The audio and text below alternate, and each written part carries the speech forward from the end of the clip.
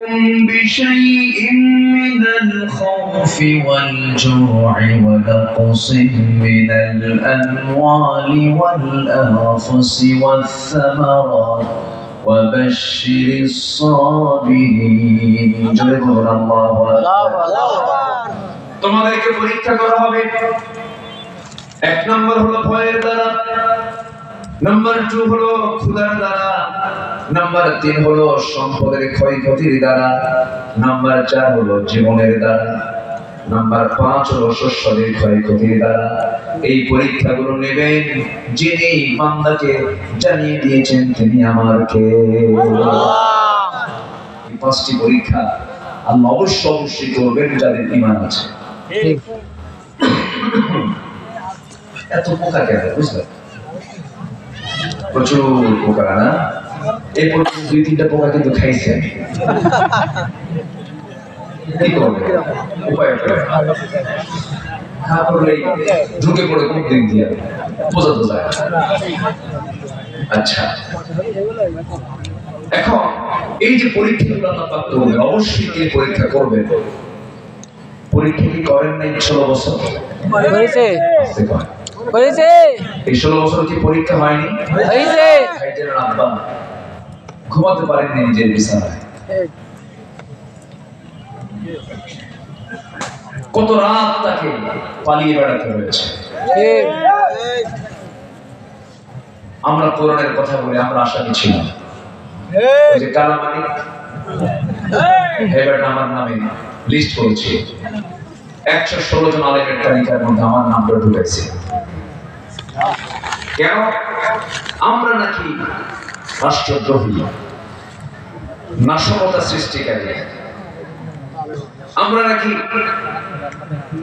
মানে দেশদ্রোহী আমরা নাকি মৌলবাদী কট্টরপন্থী এরকম করে করে বিভিন্ন নাটক সাজিয়ে বছরের পরে বছর মাসের পরে মাস নিরপরাধ মানুষগুলোকে জেলখানায় ঢুকে ঢুকে তারা দিয়েছে।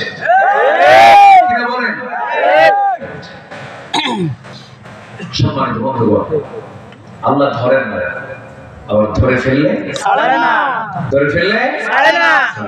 সে কালামানিক এখন কোথায় জানেন না? চেয়েছিল মামা বাড়ি দিল্লি যাবে কিন্তু হয়নি। সিলেটবাসীকে ধন্যবাদ তাকে ধরেছে এবং বিসি শুদ্ধ আউট করে দিচ্ছে। খুব বাড়াবাড়ি করেছে। সম্মানিত ভাইয়েরা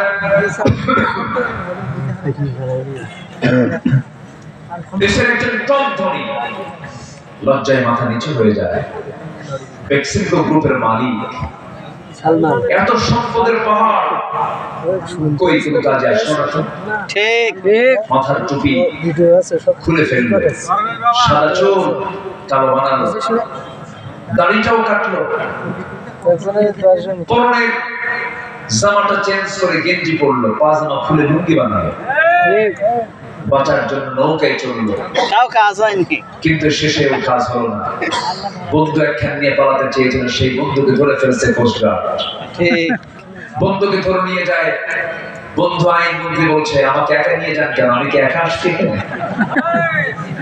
দুজন আসছে দুজন কি নিয়ে যান আরেকজন কই কই যে বসে আছে সিনে না তোদের মতো তরকারি বিক্রেতা বোঝেন আল্লাহ কিরকম করে সব দেখায় কেউ চেনে নাই। বন্ধু আইনমন্ত্রী বলছে চিন্তা শোনা না তো দেখো ভালো করে দেখো ওটাই দরবেশ। এখান থেকে একটা শিক্ষা আছে জালিম তো ছাড়ে না কিন্তু ইমানদারের জীবন রক্ষার জন্য জীবন দিয়ে দেয়।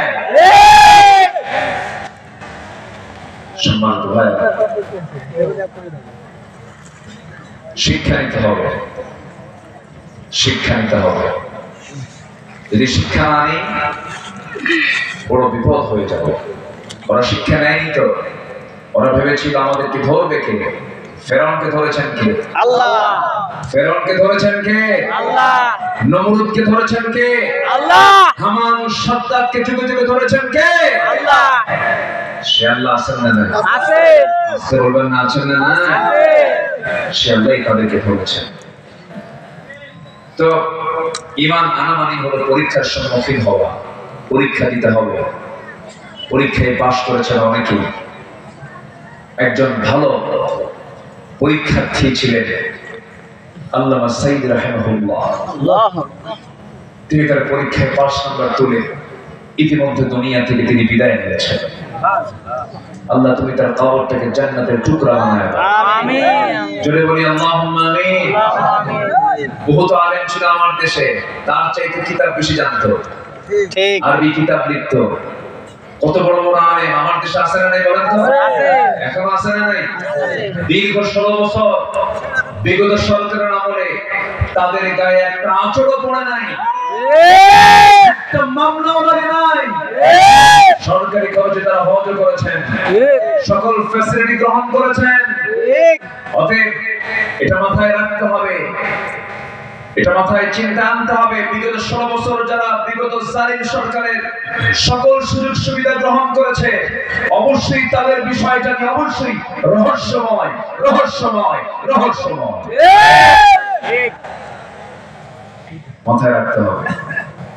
কথাগুলো প্রযুক্তির মধ্য দিয়ে গোটা দুনিয়া সাপ্লাই হয়ে যাচ্ছে। মুনাফিককে চেনার দরকার আছে না নাই? আছে। আসতে বলবেন না আছে না নাই? আছে। মুনাফিককে চিনতে হবে। মুনাফিক না চিনলে আপনি মোকাবেলা করতে পারবেন না। ঠিক। মারাত্মক ভয়ঙ্কর। আমার বন্ধুগণ, একটু কান লাগাই। বেশি রাজ্য হয়েছে, খুব বেশি লম্বা সময় দিয়ে কথা বলবো তাও নয়। আমার বন্ধুগণ, এই দুনিয়াতে এসেছি, দুনিয়াতে যখন জন্ম নিয়েছি সেই সময় আমাদের ফিতরাত ছিল ইসলাম। প্রত্যেক শিশু ইসলামের উপরই, দ্বীনের উপরে সে জন্ম নিয়ে থাকে। সেই ইসলাম আমরা পেয়েছি মুসলিম পরিবারের জন্ম নেওয়ার বদৌলতে। আমরা মোটামুটি আল্লাহকে চিনতে পেরেছি, রাসূলকে চিনতে পেরেছি, মোটামুটি একটা ধারণা চলে আসছে। একটা কথা বলবো ভাই রে, সবার কাছে করজোরে বিনতি জানাই, সব বিক্রি করা যাবে কিন্তু ঈমান কিন্তু বিক্রি করা যাবে না। ঈমান বেচে দেওয়া যাবে না। ঈমানকে ধরে রাখতে হবে, ঈমানকে পাহারা দিতে হবে। ঈমানের জন্য, ঈমানকে ধ্বংস করার জন্য নাকি ষড়যন্ত্র শয়তান করতে থাকবে। শয়তানটা এত ভয়ঙ্কর, শয়তানটা এত মারাত্মক। শয়তান বলতেছে সুম্মা লাআতিয়ান্নাহুম মিন বাইনি আইদিহিম ওয়া মিন খালফিহিম ওয়া আন আইমানিহিম ওয়া আন শামাইলিহিম ওয়া লা তাজিদু আকসারুহুম শাকিরিন। তোমার বান্দাদেরকে শয়তান কয়, আল্লাহকে বলছে তোমার বান্দাদেরকে আমি ডান থেকে বাম থেকে সামনে থেকে পিছন থেকে পাকড়াও করে ফেলবো, পথভ্রষ্ট করে ফেলবো। আল্লাহ বলছেন পারবি না রে শয়তান। আমার বান্দাগুলো আমার কাছে আশ্রয় নিয়ে বলবে আউযু বিল্লাহি মিনাশ শাইতানির রাজীম। আশ্রয় চাই কার কাছে? আশ্রয় চাই কার কাছে? আল্লাহর কাছে। আল্লাহর কাছে। আমার বন্ধুগণ, আমার তো মূলত বন্ধু বলতে কেউ নাই। আমরা দুনিয়ার জিন্দেগিতে যাকে দেখি বন্ধু, যাকে দেখি বাবা, যাকে দেখি মা, যাকে দেখি ভাই, যাকে দেখি বোন, যাকে দেখি প্রতিবেশী, যাকে দেখি সন্তান সন্ততি, স্ত্রী, পরিবার, পরিজন, যা কিছু দেখতেছি মূলত আমার কেউ আপন নয়। আমার আপন যদি তালাশ করতে হয়, একমাত্র আপন আমার তিনি কে? আসতে বলবেন না তিনি কে? আল্লাহ তাআলা। বন্ধু আমার কেউ না। এই জন্য সবার আগে আমার সে আসল বন্ধুকে খুঁজে বের করতে হবে, তার সন্তুষ্ট হাসিলের জন্য চেষ্টা করতে হবে। এটা আমাদের ফার্স্ট টার্গেট হওয়া উচিত। কিন্তু আল্লাহ তাআলা যদি কোনো বান্দার প্রতি লানত দিয়ে দেন, কোনো বান্দার প্রতি দবি সম্পদ দিয়ে দেন, তার জন্য বিপদ না নিরাপদ? নিরাপদ না বিপদ? বিপদ। আল্লাহ মোটামুটি 10 শ্রেণীর উপরে তার লানত বর্ষণ করেছেন, তার অভিসম্পদ বর্ষণ করেছেন। আমরা যদি অভিসম্পদ বর্ষণ থেকে বাঁচতে পারি রহমত পেয়ে যাব, আর রহমত যদি পেয়ে যাই জান্নাত পেয়ে যাব। তাহলে আসুন আমরা 10টা শ্রেণী যাদেরকে আল্লাহ লানত দিয়েছেন তারা কারা কারা, ওদের মধ্যে আমরা পড়লে পরে আমরা একটু তওবা করে ফিরায় নেব। জোরে বলি ইনশাআল্লাহ, জোরে বলি ইনশাআল্লাহ। আল্লাহর লানত প্রাপ্ত বান্দা কত শ্রেণী? 10 শ্রেণী। বলেন কত শ্রেণী? 10 শ্রেণী। হঠাৎ করে এই সিজনাল মানে এই কি বলে আবহাওয়াগত কারণে হঠাৎ করে ঠান্ডা গরম, আশ্বিন কার্তিক অগ্রহায়ণ, ঠান্ডা গরম আপ ডাউন আবহাওয়া আগের চাইতে একটু ভিন্নতা এসেছে। তো এই জন্য হঠাৎ করে বুকে একটু কফ চলেছে, কষ্ট পাচ্ছি, আবার না আসলেও বিপদ। আবার হুজুরদের যে অসুখ হয় জনগণ বিশ্বাসই করে, হুজুরদের অসুখ